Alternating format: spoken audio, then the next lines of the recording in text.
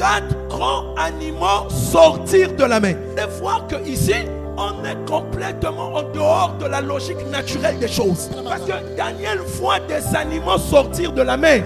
Mais ces animaux-là ne sont pas des animaux marins. Ça signifie que les animaux étaient dans les profondeurs de la mer. On les voit sortir. Donc c'est comme si il y a une élévation de ces animaux. Maintenant, qu'est-ce que ça veut dire? Les animaux qu'il voit, on explique à Daniel que ces 4 grands animaux sont 4 rois ou royaumes. Qui est le roi? Le roi, c'est celui qui a l'autorité. Et la Bible nous parle du cœur du roi.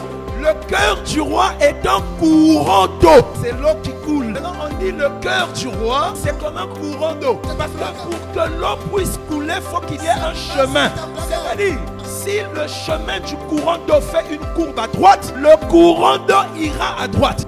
Si le chemin du courant d'eau descend, le courant d'eau va descendre. Donc le courant est soumis au chemin qui lui est indiqué. Maintenant, le Seigneur compare le courant d'eau au cœur du roi. Donc le cœur du roi a un chemin qu'on peut lui imposer dans la main de l'Éternel. Le cœur du roi. Dieu qui tient le cœur du roi dans sa main, il l'incline partout où il veut. Ça veut dire que Dieu peut imposer au cœur du roi de s'incliner d'une façon ou d'une autre.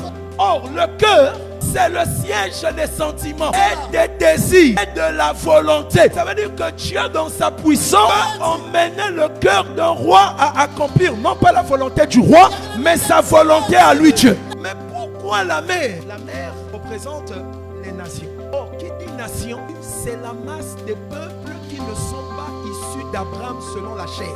Donc, la grande mer, c'est-à-dire au milieu des peuples qui n'ont rien à voir avec Abraham selon la chair. Autrement appelé les nations, on devait voir 4 royaumes s'élever.